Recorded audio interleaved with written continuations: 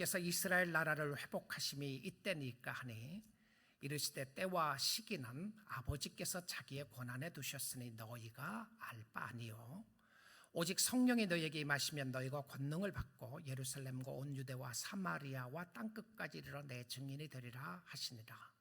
이 말씀을 마치시고 그들이 보는데 올려져 가시니 구름이 그를 가리어 보이지 않게 하더라. 올라가실 때 제자들이 자세히 하늘을 쳐다보고 있는데 흰옷 입은 두 사람이 그들 곁에 서서 이르되 갈릴리 사람들아 어찌하여 서서 하늘을 쳐다보느냐. 너희 가운데서 하늘로 올라가신 이 예수는 하늘로 가심을 본 그대로 오시리라 하였느니라. 아멘. 하나님의 말씀이었습니다. 오늘 귀한 아침 시간에 말씀을 듣고 계시는 사랑하는 성도들의 심령 속에 하나님이 은혜를 부어주시기를 원합니다. 은혜를 받는다고 하는 의미는 하나님의 임재를 체험한다는 것이죠. 그리고 하나님의 음성이 들려진다고 하는 표현입니다. 하나님의 음성이 들려져야 우리가 신앙생활 즐겁게 하고 기쁘게 할 수 있습니다. 우리가 교회 생활하고 신앙생활을 하다가 보면 죄책감이 들 때가 있어요. 내가 왜 그걸 하지 않았는가, 또 그걸 못했는가. 말씀을 듣다 보면 죄책감이 드는데 죄책감이 들다가 어느 날 어느 순간에 보게 되면 우리의 마음이 무뎌지는 것을 보게 됩니다. 우리의 마음이 굳어 있게 되는 것이죠. 저는 우리가 신앙생활하고 교회생활하면서 죄책감을 드는 요소 중에 하나가 아마 전도일 것이라고 생각합니다. 왜 나는 전도를 해야 되는데 안 하는가, 열심히 해야 되는데 전도를 못 하는가. 그래서 증인이라는 말을 하면 먼저 떠오르는 생각이 전도일 것이라는 생각이 듭니다. 왜 그러냐 하면 사도행전 1장 8절 말씀을 이야기할 때에 전도가 가장 증인의 모습으로 이야기가 되는 것처럼 생각하기 때문에 그렇습니다. 증인은 전도가 포함되어 있습니다. 그러나 전도가 증인의 삶의 전부는 아닙니다. 여러분, 주의 말씀을 가지고 전체적인 내용을 보게 된다면 증인이라고 하는 말 속에 만약에 전도라는 것으로만 국한시키면 전도는 믿지 않는 사람들에게 하는 어떤 의도적인 행위라고 말할 수 있어요. 그런데 증인은요, 믿지 않는 사람들뿐만이 아니라 오늘 이 자리에 함께 예배드리고 있는 여러분이 예수의 증인이라는 사실이에요. 누구에게? 옆 사람들에게. 여러분이 예수의 증인이라고 하는 의미가 가정에게 예수의 증인이 되어야 한다는 것이죠. 여러분의 자녀들이 여러분을 보면서 우리 어머님, 아버님은, 우리 부모님은, 우리 형제들은 저 사람의 마음속에 예수가 있는 사람이다라고 하는 것이 보여주는 것이 증인의 삶이라는 겁니다. 그래서 우리 주님을 섬기고 의지하고 나아가면서 증인이라고 하는 것은 결과적으로 우리의 삶을 말하는 것입니다. 우리의 주위에 예수의 향기가 있느냐 없느냐가 중요하다는 것이죠. 저 사람 정말 예수 만난 사람이야. 예수 믿고 나서 변화됐어. 저 사람의 삶 속에는 예수의 향기가 나는 사람이 예수의 증인이라는 것이죠. 우리가 엠마오로 가는 제자들에 관한 말씀으로 시리즈 말씀 7번째 말씀을 듣고 있는데요. 누가복음을 기록했던 누가는 예수님이 부활하시고 난 이후에 그 사건을 세밀하게 기록했습니다. 예수를 만난 특별히 베드로에 대한 사건을 기록하고, 누가복음을 기록했던 똑같은 저자 누가가 사도행전을 기록하게 됩니다. 이 사도행전은 누가복음에 남겨두었던 마지막 예수 그리스도의 부활에 남겨두었던 그 사건을 연결해서 사도행전을 시작하고 있습니다. 그래서 사도행전 1장은 누가복음 24장에 나오는, 누가복음에 나오는 말씀과 연결되는 말씀으로 보아야 하는데요, 그 중에 나타나는 모습이 증인에 관한 삶이었습니다. 자, 이제 예수님이 승천하실 시간이 얼마 남지 않았습니다. 그러니까 이 사건은 예수님이 이 땅에 계시는 동안에 부활하시고 난 이후에 마지막 순간입니다. 이 시간이 1시간 남았는지 30분 남았는지 정확하지는 않아요. 그런데 예수님은 아셨습니다. 제자들도 알았던 것 같아요. 어느 정도 예수님과 마지막 시간이라는 것을 알았는데, 여러분, 예수님의 제자들이 예수님께 물은 마지막 질문이 있습니다. 만약 예수님이 여러분에게 너 나에게 물을 수 있는 질문 하나를 주겠다, 네가 나에게 물어봐라, 그럼 여러분 뭘 물을 것 같아요? 여러분은 마지막으로 예수님께 물을 질문, 무엇을 물을 것 같습니까? 어떤 질문을 할 것 같습니까? 자, 지금 이 상황에서는요, 예수님의 제자들은 예수님을 3년 동안 따라다니고, 그리고 예수님의 죽음을 목격하고, 그리고 부활을 목격했습니다. 그리고 부활하신 후 예수님은 40일 동안 이 땅에 계시면서 제자들을 여러 번 만나셨어요. 그리고는 마지막 시간에 마지막 순간 속에서 이 질문을 하게 된 것을 보게 됩니다. 어떤 질문이죠? 사도행전 1장 6절입니다. 그들이 모였을 때 예수께 여쭈어 이르되, 예수님 선생님께 묻습니다. 주께서 이스라엘 나라를 회복하심이 이때니까 하니. 자, 이것이 그들이 예수님께 물었던 마지막 질문이었습니다. 자, 이 질문 속에 우리가 보게 되면 예수님의 제자들의 관심이 어디 있었는가를 볼 수 있게 합니다. 왜 이 질문을 했을 것 같아요? 이스라엘 나라의 회복이 지금 있냐고 묻는 겁니다. 그들이 기다렸던 메시아는 결국 세상의 회복을 주는 왕으로 생각을 하고 있었습니다. 예수 그리스도가 부활하시고 하나님의 나라에 대해서 선포했다고 누가복음 이후에 사도행전을 기록하면서 누가는 설명했어요. 예수님은 하나님의 나라에 대해서 선포하고 가르치셨는데, 예수님의 제자들은 부활하신 예수 그리스도를 여러 번 만났음에도 불구하고 여전히 그들의 관심은 세상 나라에 있었다는 겁니다. 자, 우리는 이 말씀 가운데 물어야 합니다. 어떻게 이럴 수 있느냐? 예수님의 제자들이 마지막 질문을 어떻게 이런 질문을 할 수 있는가 물어야 된다는 것이죠. 그들의 관심은 지금 로마로 인하여 고통당하고 있는 우리나라가 해방되는 것이 언제 있느냐고 묻는 거예요. 그들은 여전히 하나님의 나라에 대해서는 알지 못하고 깨닫지 못하고 관심이 없고 세상 나라에 대하여 관심을 가지고 있다는 것입니다. 예수님이 십자가에 못 박혀 죽은 것도 이스라엘을 구원할 줄 왕으로 생각했는데 그가 죽은 것이었어요. 그러나 그 상황 속에 그들이 절망할 수밖에 없었습니다. 낙심할 수밖에 없었어요. 그들이 기대했던 메시아가 아니라는 거예요. 여러분, 우리가 우리 자신이 너무 영적일 것이라고 생각하지 마세요. 착각하지 마세요. 우리는 어쩌면 제자들이 이 물은 질문과 같이 우리도 여전히 꾸준하게 묻고 있을 수가 있다는 것이죠. 우리의 관심과 우리의 생각이 정말 세상적일 수밖에 없는 모습을 설명해주고 있습니다. 세상에 관한 관심과 이것을 영적인 것과 혼돈하고 있는 것이죠. 우리의 최고의 관심이 결국은 나의 회복과 나의 평안과 나의 행복과 세상의 축복일 수가 있다는 겁니다. 예수를 믿어도 말입니다. 예수님이 말씀하시는 하나님의 나라에 대한 관심이 없고 말씀을 들어도 내 중심에 꽉 차 있어서 예수님의 말씀을 못 알아듣는 거예요. 저와 여러분이 그럴 수가 있다는 것입니다. 누가 그랬나요? 예수님의 제자들이 그랬다는 것이죠. 나의 생각, 내 중심의 사고방식으로 꽉 차 있는 것을 보게 됩니다. 그래서 말씀이 들어도 이 틀이 깨어지지 않으면 내 나름대로 성경 해석하고 내 나름대로 살 수밖에 없는 모습을 보게 됩니다. 오늘날 한번 적용을 해보도록 하죠. 예수님, 나 언제 비즈니스 대박 납니까? 예수님, 언제 내가 아픈 거 낫죠? 예수님, 코로나 팬데믹이 끝나고 난 이후에는 어떻게 됩니까? 이후에 세상에는 어떻게 되죠? 통일은 언제 되죠? 내 기도는 언제 들어주시나요? 예수님, 저 사람 왜 안 변해요? 우리는 늘 관심을 보이는 것에 둘 수밖에 없습니다. 하나님의 나라가 안 보이면 하나님의 나라에 대한 관심을 가질 수가 없다는 거예요. 놀랍지 않습니까? 예수님의 제자들입니다.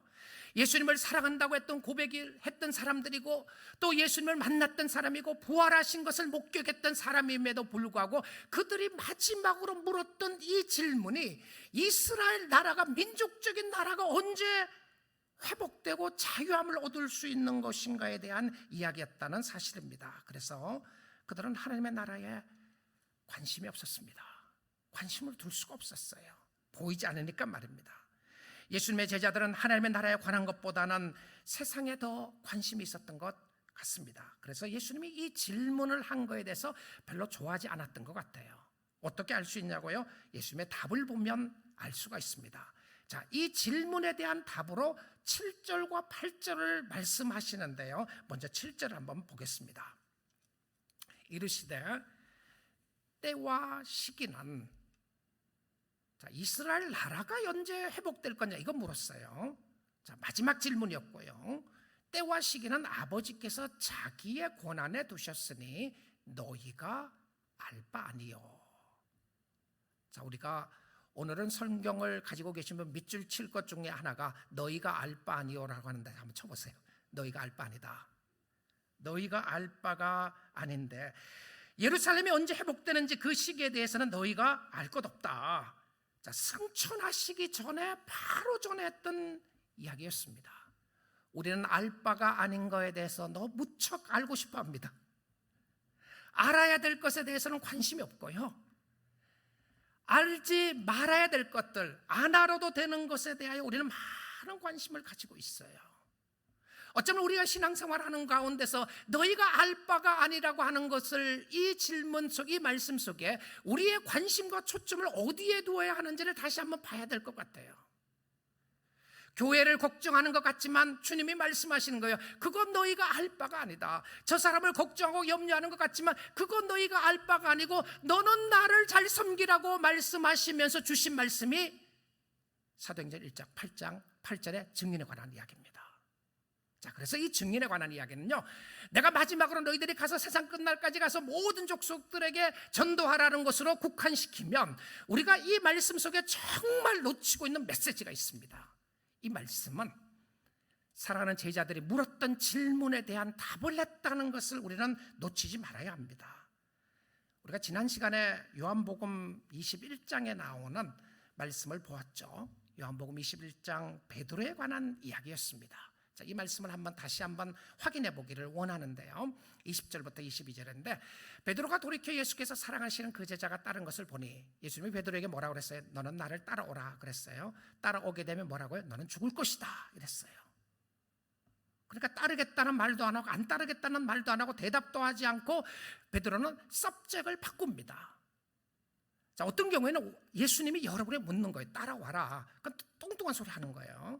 내가 따라가겠다 안 따라가겠다 말도 하지 않고 다른 소리 하는 거죠. 지금 베드로의 모습이 그런 모습입니다. 예수님, 내가 죽기까지 주님을 사랑하겠습니다. 주님의 사랑이 이렇게 크십니다라고 고백했음에도 불구하고 우리의 관심과 생각은 여러분이 생각하는 것처럼, 내가 생각하는 것처럼 내가 그렇게 신앙인 사람이 아닐 수 있다는 것을 보셔야 합니다. 나는 여전히 세상적이고 나는 여전히 아직도 나만을 생각하는 모습들이 있는 것을 봐야 하나님 앞에 나갈 수 있어요. 자, 근데 이 베드로가 이런 말을 하는 거예요. 다른 것을 보니 그는 만찬석에 예수의 품에 의지하여 주님을 파는 자가 누구이니까 묻던 자더라. 그 사람이 예수를 따르는 거 본 거예요. 자, 21절입니다. 이 베드로가 그를 보고 예수께 여짜오되 주님, 이 사람은 어떻게 되겠사옵나이까? 나는 죽으면 저 사람은 어떻게 되죠? What about him? What about her? 저 사람은 어떻게 돼요? 저 집사람은 어떻게 되고 저 장로님은 어떻게 되고 나는 주님을 섬기면서 이렇게 힘든 일 당하면 저 사람은 어떻게 되죠? 우리의 관심은 늘 딴 데 있어요. 그러니까 예수님이 뭐라고 그러시냐면 22절 이렇게 말씀하셨어요. 예수께서 이러시되 내가 올 때까지, 야, 걔 안 죽으면 영원히 안 죽으면 어떡할 거냐? 걔는 안 죽으면 내가 올 때까지 그를 머물게 하고자 할지라도 이게 무슨 상관이냐? What does it matter to you? 자, 우리는 너무 그것에 관심이 많아요. 내가 주님 따르겠습니다. 왜 저 집사람은 일 안 해요? 왜 저 사람은 일 안 하고 왜 저 사람은 그렇죠? 우리의 관심과 생각이 자꾸 딴 데가 있어요. 그런데 예수님이 뭐라고 그래요? 너는 이게 무슨 상관이냐? 자, 우리가 신앙생활에는요, 어쩌면 우리가 소중하게 생각하고 있는 관심이라고 하는 부분이 세상적인 그 관심 때문에 주님을 놓칠 수가 있다는 겁니다. 나는 저 사람을 위합니다. 나는 교회를 위합니다. 그런데 실질적으로 나는 안 하는 거예요. 네게 무슨 상관이냐? You come and follow me. 너는 나를 따르라 하시더라. 오늘날 저와 여러분에게 주시는 중요한 메시지라고 생각을 합니다. 너는 나를 따르라, 너는 나를 섬기라. 우리는 주위의 환경과 상황을 통해서 디스트랙트 되는 경우가 너무 많이 있어요. 여러 가지 환경과 상황을 통해서 디스트랙트 되고 정신이 딴 곳에 가 있을 수가 있습니다. 예배를 드리면서도 왜 저 사람은 저 옷을 입고 있지? 왜 저 사람은 은혜를 안 받나? 왜 저 사람은 눈물을 흘리고 있지? 무슨 죄가 많아서 예배 시간에 저렇게 울고 있냐? What does it matter to you? 그게 무슨 상관이냐? 너는 나를 따르라. 여러분, 이스라엘 나라가 언제 회복되는지 무슨 상관이냐? 우리가 관심을 가질 것이 아니라고 하고 난 이후에 주신 말씀이 1장 8절입니다. 우리는 많은 경우에 1장 8절만 외웠어요. 달달 외웠습니다. 그리고 증인이 되어야 된다는 것을 외웠는데, 이 배경 속에 보게 되면, 어떤 상황에서 주셨다는 것을 보게 되면 증인이라는 것이 무엇인지를 잘 설명해 주고 있어요. 연결해서 1장 8절 한번 보겠습니다. 사도행전의 핵심적인 구절 중에 하나입니다. 오직 성령이 너희에게 임하시면 너희가 권능을 받고 예루살렘과 온 유대와 사마리아와 땅끝까지 이르러 내 증인이 되리라 하시니라. 사실은 증인이 되라고 하지 않았어요. You shall be. 이것은 증인이다라고 하는 것을 확인시켜 준 겁니다. 전도해라가 아니에요. 그렇다고 해서 전도하지 말라는 의미를 이야기하는 것이 아니고요. 우리는 너무나도 증인의 이야기를 전도로 이야기를 하다 보니까 내가 어디 가서 누구에게 전도했다 안 했다가 나에게 자랑이 되고 아니면 절망과 좌절이 될 수 있는데요. 여기서는 너희가 증인이 될 것이다, 될 수밖에 없다, 이 표현입니다. 증인이 되리라. 그리고 나서는 지역을 설명을 하면서 예루살렘과 온 유대와 사마리아와 땅끝까지 이르러 증인이 된다. 그 사도행전은요, 이루어진 말씀입니다. 무슨 이야기냐면, 사도행전은 어떻게 복음의 역사가 성령의 역사로 말미암아 유대와 사마리아와 예루살렘부터 시작해서 예루살렘 모여 있었죠. 그 다음에 유대로 흩어집니다. 그리고 사마리아까지 갑니다. 사마리아는 어떤 지역이었습니까? 이방 땅이었어요. 빌립이 그곳에 가서 복음을 전하기 시작합니다. 그리고 이미 이루어졌어요. 그리고는 땅끝까지 갑니다. 땅끝이 어디였습니까? 로마였습니다. 이들이 생각했던 땅끝은 로마였어요. 그러면 사도행전은 사도행전 1장 8절 말씀이 이미 성령의 역사로 이루어진 것에 대한 기록을 한 것이에요. 자, 그럼 우리 아무것도 안 해도 되나요? 아니에요. 우리도 성령의 역사 가운데 사역을 하면 이렇게 복음 사역이 이루어질 것이라고 하는 이야기였습니다. 자, 그런데 강조하고 싶은 부분이 있습니다. 제자가 되는 자격 속에 강조하고 싶은 부분이 무엇이었냐면 바로 성령의 역사라는 사실입니다. 여러분, 사도행전을 보시게 되면 오순절 마가다락방에 성령의 강권적인 역사가 나타나게 됩니다. 성령의 역사가 나타나고 난 이후에 성령의 역사는 예수를 증언하게 합니다. 그런데 이들의 삶이 완전히 바뀌어지게 돼요. 그전에 보았던 베드로의 모습이 없고요, 그전에 보았던 제자들의 모습이 없고, 그들은 담대하게 나아가서 예수의 복음을 증언할 수밖에 없는 제자로 살아가게 됩니다. 변화가 무엇고 핵심이 무엇다고요? 성령의 역사였습니다. 여러분, 교회에 오랫동안 교회 다니시고 신앙생활 하시고 여러분의 신앙의 연수를 자랑할 수 있어요. 그런데요, 성령의 역사가 없으면 우리의 생각은 세상적일 수밖에 없다는 겁니다. 왜 예수를 믿음에도 불구하고 하나님의 나라에 대한 관심은 없고 세상에 대한 것에 관심만 있는가? 성령의 역사가 있는지 확인해 보십시오. 성령의 역사가 있는 사람은 하나님의 나라 일에 관심을 가지게 되어 있어요. 자, 성령의 역사가 결과적으로 예수를 증언하게 하고 우리를 증언하게 하는데요, 로마서 8장 14절 16절 한번 보겠습니다.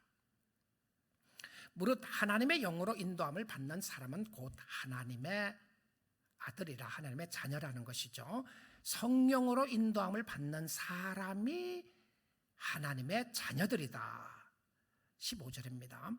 너희는 다시 무서워하는 종의 영을 받지 아니하고 양자의 영을 받았으므로 예수의 영입니다. 우리가 아빠 아버지라고 부르짖는 하나님을 향하여 아버지라고 부르짖을 수 있는 축복을 줍니다. 자, 근데 16절을 제가 좀 더 강조해서 보기를 원하는 건데요. 16절에 성령이 친히 우리의 영과 더불어 우리가 하나님의 자녀인 것을 증언하시나니.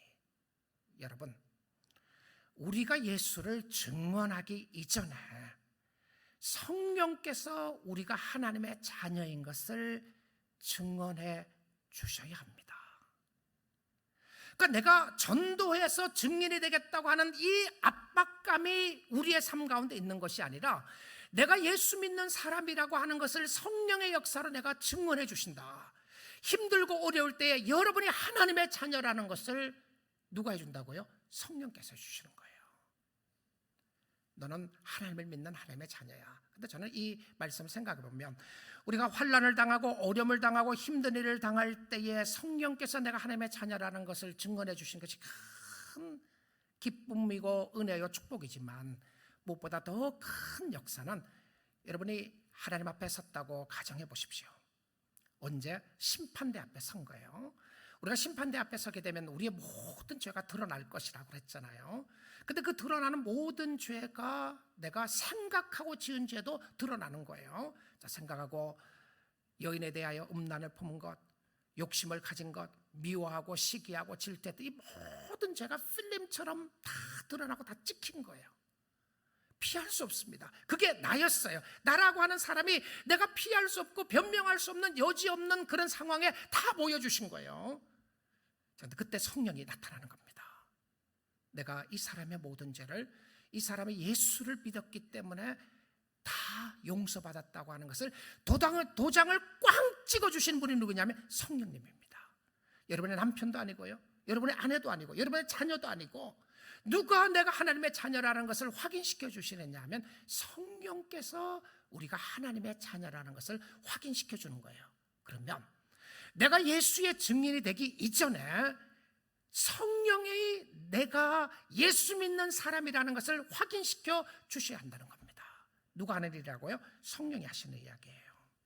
성령의 역사는 세상의 끝을 말하거나 세상의 통치를 말하는 것이 아니라 성령의 역사는 새로운 시대를 알려주는 것입니다. 이제는 새 시대가 왔다고 하는 것이죠. 우리는 마지막 시대에 살고 있습니다. 여러분, 말세에 살고 있어요. 말세는 시간적인 끝이 아니라 사건적인 끝입니다. 이제 예수 그리스도가 이 땅에 오실 날만 남았어요. 그리고 우리는 그것을 기다리는 하나님의 사람들입니다. 예수의 증인은 예수를 기다리며 사는 사람인데요. 자, 이 예수님의 증인에게 주신 약속이 무엇인지를 오늘 말씀을 통해서 다시 확인해 보도록 하겠습니다. 사도행전 1장 9절부터 11절입니다. 이 말씀을 마치시고, 자, 예수님의 마지막 말씀이 7절 8절이었어요. 너 상관하지 마라. 이거는 왜 그것이 하나님만 아시는 것이다. 때와 기한에 대한 것을 물으셨고요. 그리고는 예수님이 너는 내 증인이 되라, 성령의 역사를 증인이 되라고 하시고 난 이후에 그 말씀이 마지막 말씀이었습니다. 자, 이 말씀을 마치시고 예수님의 말씀이 끝난 거예요. 그들이 보는데 올려져 가시니 구름이 그를 가리어 보이지 않게 하더라. 이 사도행전 1장 9절에 나오는 구름은 우리가 쉽게 생각하면 예수님이 구름을 타고 승천을 하셨는가 보다 생각이 쉬운데, 사도행전 1장은 예수님이 구름 타고 가신 게 아니에요. 보십시오. 구름이 꽉 가렸어요. 그랬더니 예수님이 안 보이신 거예요.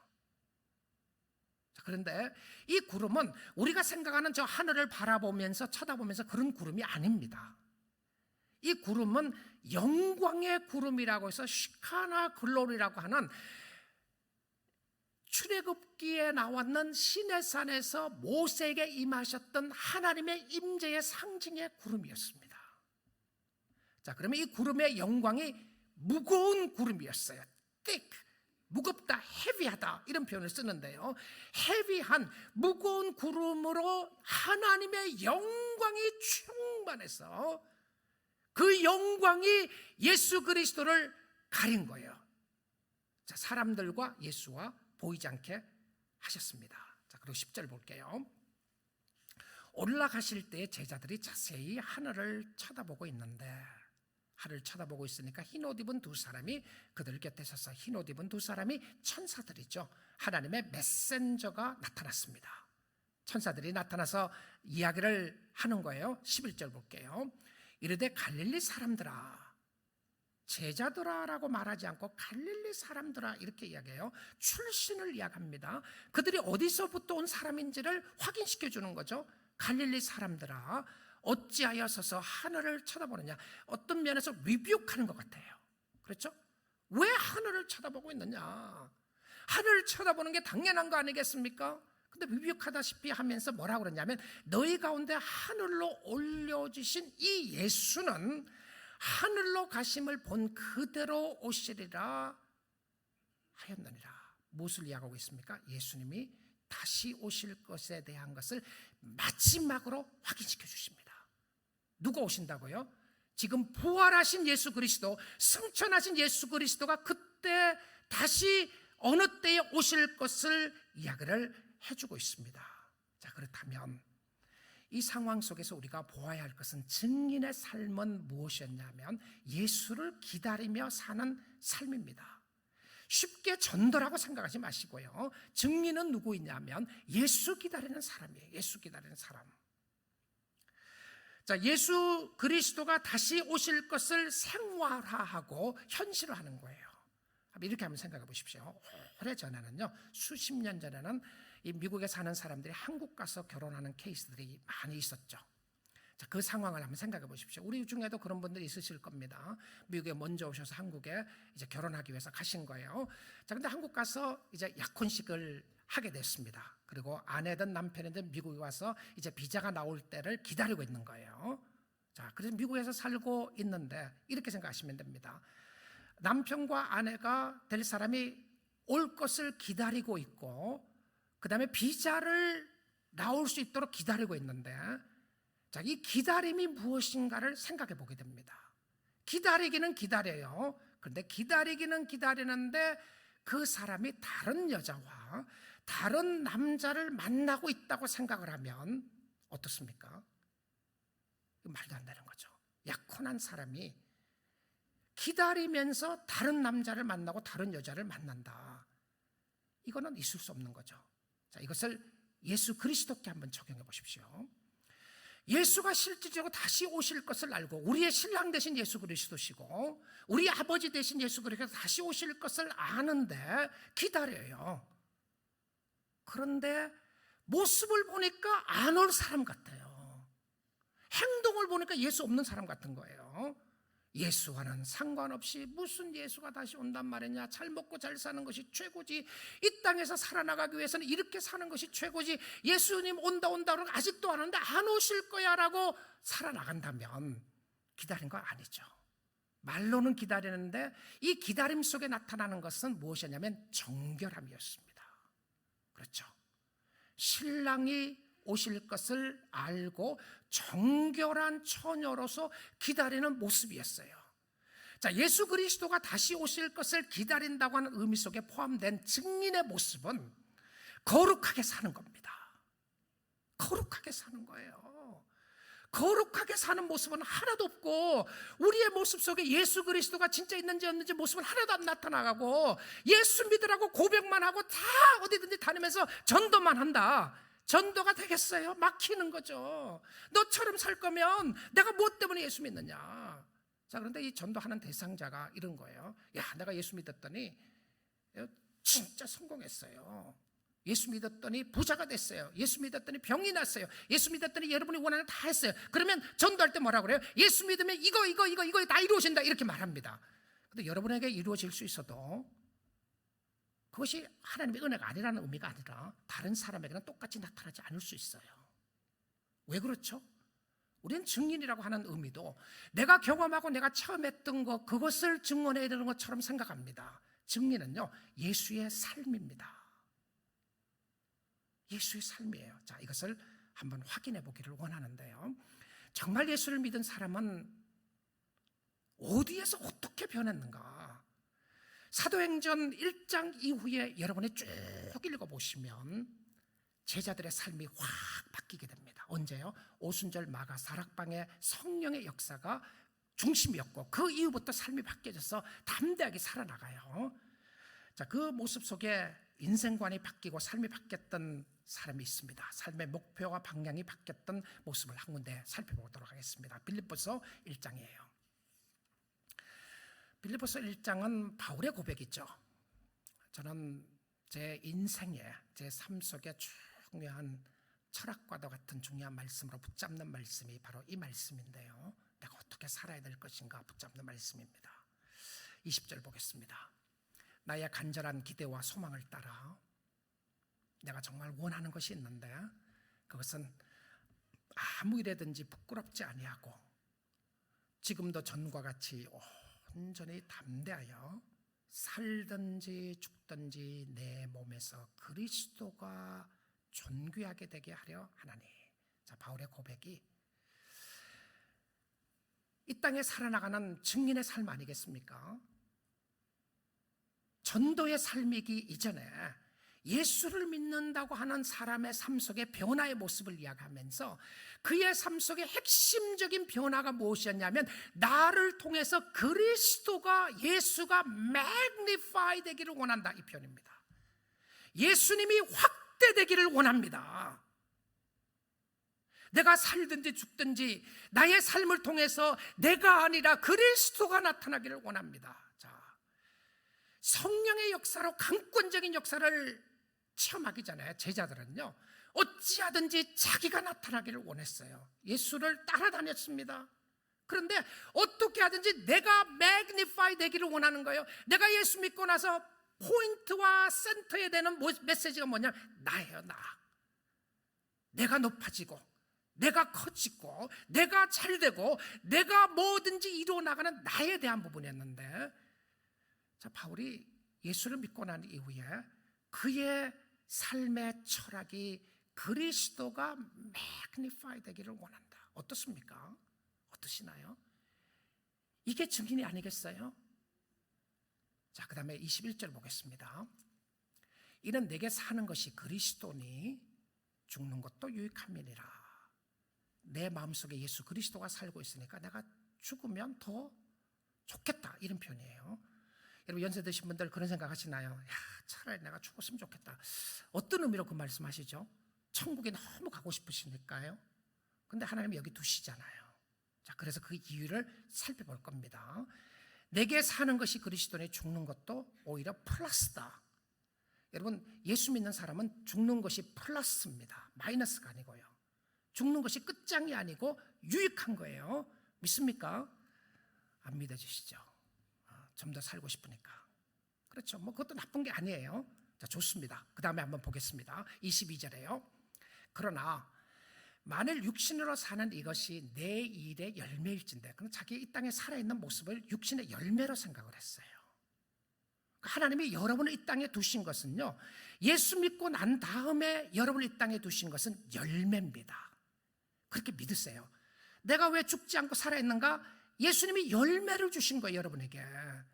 무엇을 택해야 하는지 나는 알지 못하더라. 그러니까 주님 앞에 가는 게 너무 좋은데 주님이 이 땅에 두시니까 내가 어떻게 해야 될지 잘 모르겠다, 이런 표현이죠. 23절입니다. 내가 이 둘 사이에 끼었으니 차라리 이 세상을 떠나서 그리스도와 함께 있는 것이 훨씬 더 좋은 일이라. 맞습니까? 훨씬 더 좋은 거예요. 천국 가는 게 이 땅에 사는 것보다 훨씬 더 좋아요. 안 믿어지시는 눈으로 계속 쳐다보시는 것 같으신데, 안 믿어지. 또 뭐 마스크를 쓰고 있으니까 제가 여러분의 표정을 볼 수가 없어요.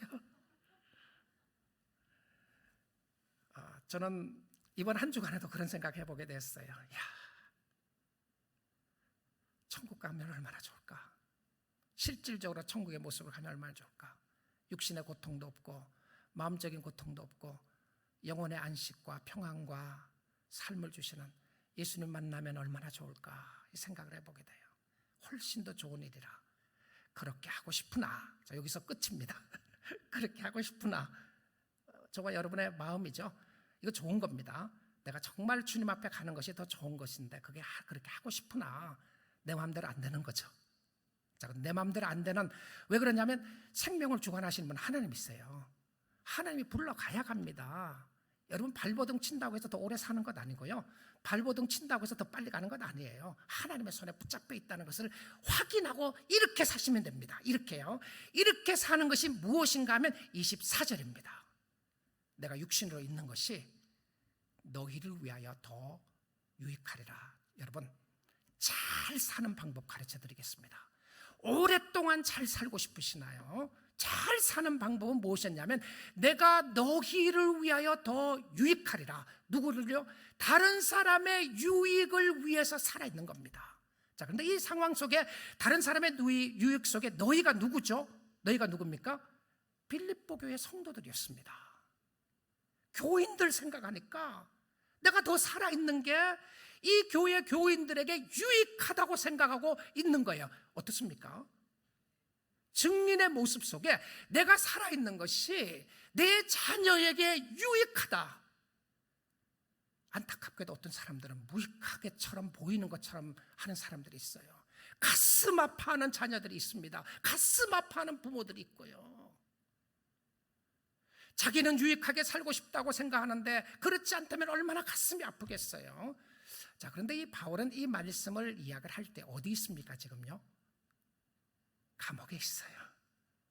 성도들 보는 것도 아니에요. 감옥에 있으면서 이야기를 하기를, 내가 살아있는 것이 너희에게 더 유익하다.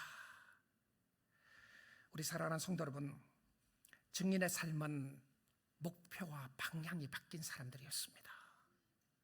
내가 살아있는 것이 당신의 유익을 위한 것이다. 교회의 유익을 위한 것이고 가정의 유익을 위한 것이다. 잘 사시는 겁니다.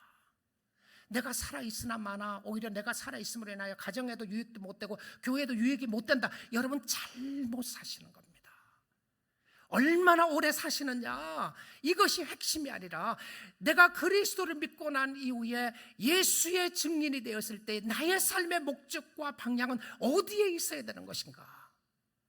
정말 남의 유익을 위해서 살아가고 있는가? 하나님의 나라 백성으로 살아가고 있는가? 아니면 하나님의 나라는 전혀 보이지 않고 이 땅의 나라를 바라보며 모든 인생을 여기에 다 걸고 있는가 보아야 돼요. 내가 다시 오시리라. 요한계시록 마지막 장에서 이렇게 말씀하시죠. 22장 12절인데요. 보라, 내가 속히 오리니. 자, 오신다고 말씀하고 나서 22장 마지막 장에서 하시는 말씀에 내가 속히 오리니. 자, 보십시오. 내가 줄 상이 네게 있어. 여러분, 오늘 살아계시는 거는요, 예수 믿고 난 이후에 살아있는 것은 상 받기 위함입니다. 그렇죠? 이 땅에서 어떻게 사느냐가 영생을 좌우합니다. 예수님 잘 믿으세요. 그러고요, 예수를 믿고 난 후에 그것이 끝이라고 생각하지 마십시오. 내가 예수를 믿어서 천국 가니까 끝이다. 아닙니다. 아니에요. 하나님이 우리를 이 땅에 주신 것은 우리에게 상을 많이 이 땅에서 쌓으라고 더 주신 거예요. 어떤 사람은 더 길게 주시고, 어떤 사람은 더 짧게 주시고, 어떤 사람은 다양한 형태로 주시는데, 살아있는 동안에 상을 받으셔야 됩니다. 준비하셔야 돼요. 그 상을 실질적으로 받는 것은 하나님 앞에 갔을 때 받는 것이죠. 내가 줄 상이 네게 있으니 각 사람에게 그가 행한 대로 갚아주리라. 사랑하는 성도 여러분, 우리는 여전히 하나님의 나라에 대한 관심보다 세상의 관심을 가지고 어떻게든지 하나님을 이용하고 예수를 믿음으로 말미암아 세상의 것을 더 누리고 더 얻기를 원한다면 우리는 제자들이 물었던 똑같은 질문을 물을 수밖에 없을 겁니다. 예수님은 하나님의 나라에 대한 말씀을 하셨는데 우리는 여전히 예수를 통해서 세상의 나라에 대한 이야기만 할 수밖에 없을 것입니다. 왜 그렇죠? 하나님의 나라가 보이지 않기 때문에 그렇습니다. 그런데 영안의 눈을 뜨고 영적인 눈을 바라보는 사람들은 하나님의 나라가 보이기 시작한 겁니다. 예수님이 살아계시고 예수님이 다시 오실 것을 알기에 우리는 우리의 시간을 주님 앞에 드린 것도 기쁨으로 드립니다. 우리의 물질을 드리는 것도 아까워서 억지로 드리는 것이 아니라 기쁨으로 드릴 수밖에 없는 것은 우리는 이 땅이 전부가 아니라는 것을 알기 때문에 그렇습니다. 우리의 삶도 하나님 앞에 온전히 드리는 것은 우리가 이 땅에 이 모든 것이 끝나는 것이 아니라 새로운 나라가 있는 것을 알기에 우리는 영원한 하나님의 나라 안에 살고 있는 하나님의 백성들이기 때문에 주님을 기다리고 살아가는 사람들이라는 사실입니다. 사랑하는 성도 여러분, 주의 걱정 너무 많이 하시지 마시고 오늘 주님 따라가십시오. 교회 걱정, 이웃 사람 걱정, 옆 사람 걱정 너무 상관하지 마시고 여러분이 주님을 잘 섬기십시오. 다른 사람 신경 쓰지 말고 너는 나를 따르라. 다시 우리의 모든 관심을 십자가에 맞추고 예수께 맞추어서 다시 오실 주님을 기다리며 믿음으로 살 수 있기를 원합니다. 주님 오신 그날까지 우리는 이 길을 갈 겁니다. 십자가의 길, 힘들고 어려운 길이라고 할지라도 저는 가기 원합니다. 저는 여러분들도 끝까지 이 길을 가기 원합니다. 어떤 사람은 실망하고 좌절하고 낙심한다고 할지라도 저는 여러분은 주님 따르기를 원합니다. 왜냐하면 주님이 살아계신 것을 알고 있는 하나님의 백성들이기 때문에 그렇습니다. 기도하겠습니다.